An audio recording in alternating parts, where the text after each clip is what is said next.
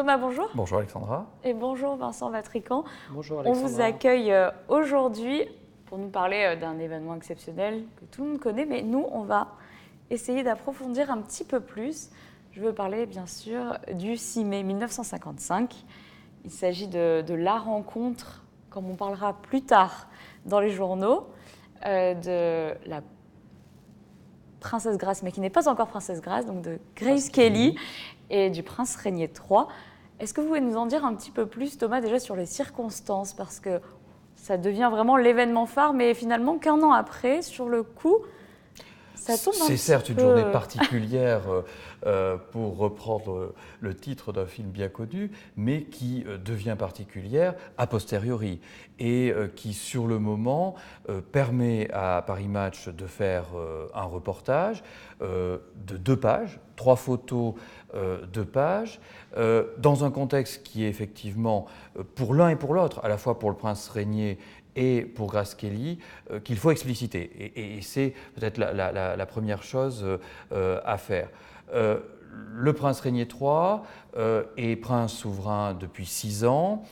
On est dans un contexte encore de reconstruction d'après-guerre, où il faut trouver un nouveau souffle pour la principauté et où il faut essayer de séduire un nouveau public en villégiature, d'investisseurs, et évidemment on essaie de se retourner vers la première puissance économique mondiale, vers les États-Unis. Vincent, je me tourne vers vous. Comment est-ce que l'étoile montante d'Hollywood débarque en principauté? 54, c'est comme le disaient les Américains, The Year of Grace, puisqu'elle a tourné 4 films, dont 3 Hitchcock, ce qui n'est pas rien. Et dans ces 3 Hitchcock, elle a tourné, faut-il le rappeler, un film sur la Riviera qui s'appelle La main au collet, dont on sait que certains plans ont été tournés à Monaco. Donc le premier contact avec la principauté, c'est à cette date-là. Mais La main au collet n'est pas le film qui va la consacrer l'année suivante, contrairement à ce qu'on a pu lire un peu dans la presse. Elle obtient l'Oscar en 30 mars 1955 pour un film qui s'appelle Une fille de la province. Et c'est le film que propose la Paramount pour représenter les États-Unis à Cannes. Elle arrive à Cannes avec l'aura d'une vedette de premier plan, à telle enseigne qu'elle est même chef de délégation américaine au Festival de Cannes. C'est une vedette, j'imagine, donc comme vous le dites, qui s'arrache, si on peut dire. On le voit là avec cet exemplaire de Paris Match. Il est diffusé en ouverture du festival, avec évidemment Grace Kelly qui fait la couverture. Et effectivement, il y a cette idée, donc, dans un programme général médiatique que la presse conçoit ou propose à Grace Kelly, de faire des reportages dans différents lieux de la Riviera. Bien sûr qu'elle est soumise au calendrier du festival, mais au-delà de ça, effectivement, il faut la médiatiser. Et donc, certains lui proposent de rencontrer Picasso. Finalement, la rencontre ne se fera pas, mais elle va quand même à Valoris, au milieu des céramiques de Picasso. Elle va à Vence, elle va à Saint-Paul-de-Vence, la Chapelle Matisse par exemple, et Monaco doit être replacé dans cette proposition que la presse, que les différents journalistes lui font. C'est un planning très chargé. C'est très chargé parce qu'elle arrive le 5 au matin même. Oui. Et cette journée particulière à Monaco, cet après-midi, c'est évidemment le 6 mai 55. Donc ça aurait pu n'avoir jamais lieu. C'est quelque chose qui n'est pas préparé. Pierre Galante raconte que l'affaire aurait été évoquée en conférence de rédaction de Paris Match, que Gaston Bonheur, le directeur, aurait donné comme indication de trouver, évidemment, toujours trouver le poids des mots, le choc des photos, donc il faut trouver quelque chose qui n'a jamais été fait.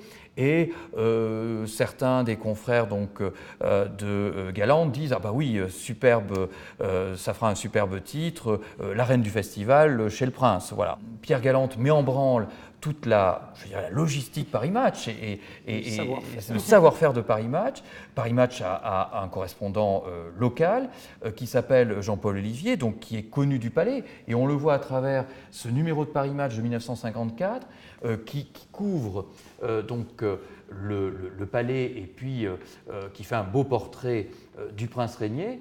Et vous voyez donc le dernier des princes charmants reste un souverain solitaire, bien sûr, à marier. Reportage Pierre Galante, Jean-Paul Olivier, Edward Queen. Ils avaient déjà rencontré... Les hommes du 6 mai 55 sont déjà là. Ils sont connus du prince régnier, donc ça aide évidemment quand Jean-Paul Olivier appelle le secrétariat particulier du prince régnier. Prince régnier, je l'ai dit, est dans cette perspective de faire connaître la principauté, de se faire connaître auprès du public américain, donc rencontrer l'actrice du moment de Hollywood, ça ne peut que favoriser cette dynamique dans laquelle il veut placer Monaco vis-à-vis des États-Unis. Et puis d'un autre côté, tout va bien puisque Edward Queen est aussi connu de Grace Kelly. Séparément, le photographe connaît déjà le prince régnier et connaît l'actrice Grace Kelly. Est-ce que peut-être le côté prince solitaire qui est évoqué dans Paris Match faisait pression également? Est-ce que ça a favorisé cette rencontre dès le départ ou absolument pas? Difficile à savoir, difficile de se projeter dans l'esprit et le cœur du prince régnier à l'époque. Est-ce qu'il y a véritablement un plan préconçu? C'est pas du tout dit. Une curiosité peut-être réciproque, effectivement. Oui, quand même des difficultés d'agenda parce que Grace Kelly a une contrainte très forte le soir du 6 mai. Puisque le soir du 6 mai, elle présente à Cannes le film pour lequel elle a eu l'Oscar, Une fille de la province. Et un petit peu avant, à 18h30 très précisément, l'horaire, les heures ont une importance dans cette journée, puisque c'est vraiment l'horloge qui va vraiment dicter ce parcours. À 18h30, elle doit être impérativement au Salon des ambassadeurs du Casino municipal de Cannes, où les États-Unis offrent une grande réception à tous les invités du festival. Et donc le prince régnier fait répondre qu'il est disponible à partir de 16h. 16h, ce n'est pas possible d'envisager la venue à Monaco, une visite décente, et d'être de retour en début de soirée, enfin en fin d'après-midi, à Cannes, le temps de se changer, etc. Donc la visite doit commencer sans le prince. Le chambellan de l'époque, le colonel Séverac, accueille Grace Kelly, mais, et là on peut revenir, ce qui aurait pu être le trésor d'archives de cette journée particulière du 6 mai 55, c'est-à-dire le registre de signature des visiteurs du palais, eh bien, il faut constater que c'est un peu comme... C'est un trésor par absence. Absolument, c'est en creux. Il y a des visiteurs le 5, il y a des visiteurs le 7 mai 55, personne visiblement, d'après ce document, le 6 mai 55, donc il faut toujours croiser les sources quand on est historien. C'est un signe d'impréparation, c'est un signe, comme on l'évoquait, d'une visite qui a été effectivement montée au dernier moment et où jusqu'au dernier moment il y avait un doute sur sa tenue. Ce qu'il faut préciser que normalement, quand les visites sont organisées à l'avance, chaque personne qui se rend au palais doit remplir le registre. Oui, d'autant quand il s'agit... Même des personnes très VIP, bien sûr. Ça permet de bien sûr, on une voit trace. effectivement quelques on a des exemples, auparavant. Vous voyez, 26 et 29 avril, visiblement les membres du Conseil littéraire de la Principauté, donc qui attribuent le fameux prix, à l'époque, prix Prince Régnier III, qui devient prix Prince Pierre de Monaco après la disparition du père du Prince Régnier.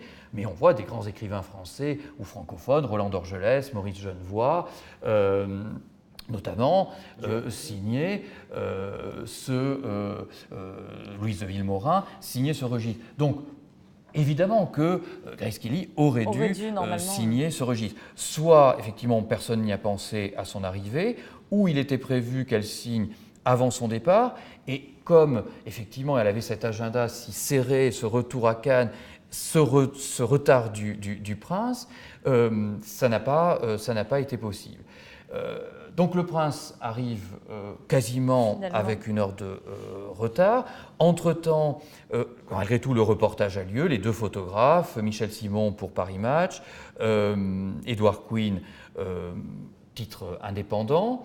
On a chargé un maître d'hôtel, Michel de Morisy, qui est très au fait des collections napoléoniennes et donc de faire la visite, de commenter les grands appartements, mais aussi des salons privés. On passe par la salle des gardes, on passe par le salon des glaces, et puis on le voit dans les reportages, on s'impatiente quand même.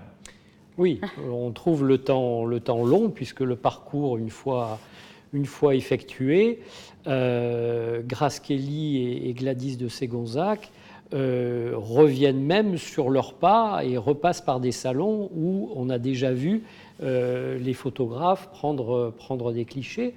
Et puis enfin, le prince arrive et les fameux clichés qui vont paraître dans la presse sont pris. Et là, justement, on voit il y a seulement 3 clichés qui sont diffusés au tout début dans la presse. Combien est-ce que vous en avez recensé, vous ? De clichés. Pour les 2 photographes, quasiment 500, je pense. Oui, quasiment 500. Il mitraille. Donc il y a des photos posées, puisque dans la première partie de la visite, on a le temps de faire poser Grace Kelly. On fait des essais avec flash, sans flash. On joue sur les reflets dans la galerie des glaces, par exemple. Et puis, les choses vont beaucoup plus vite, effectivement, une fois que le prince arrive. Donc il se rend compte, la première poignée de main, c'est dans l'antichambre d'York. On a souvent écrit, mais parce qu'on n'est pas revenu aux sources, que c'était dans le Salon Bleu. Ben non, c'est dans l'antichambre d'York. Et puis, le prince emmène dans les jardins, et notamment sur l'esplanade qui précède les jardins, où il a installé à l'époque des cages avec les animaux qu'il a recueillis de ses différents voyages en Afrique notamment. Et donc là, on connaît évidemment les anecdotes, et donc comment le prince, en mettant la main à travers la cage aux fauves, aurait impressionné Grace Kelly. Mais là, on est presque déjà dans une autre dimension. Je dirais qu'on est déjà dans le mythe, dans la légende, et la légende qui parfois dépasse la réalité, Vincent. Oui, pour citer une célèbre formule d'un film de John Ford, quand la légende dépasse la réalité, on imprime la légende. Et c'est vrai qu'en travaillant sur cette histoire, beaucoup de légendes ont été écrites, ne serait-ce que pour revenir à elle, la poignée de main. Le retour aux sources et aux sources photographiques nous montre que cette poignée de main, celle qui est parue dans la presse, s'organise aussi, puisqu'on a l'avant et l'après. Donc évidemment, on dit bonjour à tout le monde, et puis après, pour les besoins des photographes, on va demander aux accompagnants de se retirer, de sortir du champ de la caméra ou des photographes, pour prendre la véritable photo qui sera ensuite donnée à la presse et publiée. Donc c'est plus d'impact. Tout à fait. Mais c'est comme ça aussi qu'on voit comment les choses se construisent. Et c'est pour nous important de raconter aussi cette histoire-là. Et c'est véritablement, donc, quelques mois plus tard, que ce reportage passait quasiment inaperçu, parce que le contexte ne permet pas finalement, au-delà de cette double page faite par Paris Match, d'avoir une plus grande exploitation, que là, Paris Match se rend compte, une fois que les fiançailles sont annoncées en janvier 1956, on a une exclusivité mondiale dans Paris Match. Les fiancés de Monaco, Régnier et Grasse, nos reporters avaient fixé la première rencontre du Prince et de l'Étoile. Et on voit à quel point la communication d'un groupe de presse peut être remarquable. Jean Prouvost nouveau, qui est un mania de la presse donc de cette période en France, a 2 titres phares, Paris Match et Marie-Claire. Les photos, donc là, on n'est pas à 3 photos, on ressort l'intégralité donc du reportage avec le prince ou seul. Et puis, le récit, si vous voulez avoir le récit, en exclusivité, j'ai dit au prince Régnier, je vous présente Miss Kelly, par Pierre Galland. Donc il faut acheter à la fois Paris Match et Marie-Claire, mais en fait, on achète toujours des titres du même groupe de presse, du groupe Prouveau. En travaillant sur la presse entre janvier 56 et avril 56, le mariage, on verra que ces 4 mois sont jalonnés de titres de presse en France, mais aussi en Italie, en Allemagne, en Espagne, aux États-Unis bien évidemment, où chacun y va de son histoire, raconte à sa manière comment cette rencontre a eu lieu, et avec évidemment comme support toujours le reportage photographique de Michel Simon et Edouard Quinn. Et il faut signaler que vous avez réalisé une exposition justement avec bien évidemment le fonds Michel Simon et Edouard Quinn, grâce à ces photos sur cette rencontre qui prend toute une autre dimension après avec tous les autres événements. Et c'est la première fois que ces reportages sont exposés en regard croisé, ce qui apprendra beaucoup de choses aux visiteurs. Et dans le palais même. Donc il y a une mise en abîme parce que c'est aussi une part importante de l'histoire du palais. Merci beaucoup messieurs pour toutes ces... Merci Alexandra. Merci.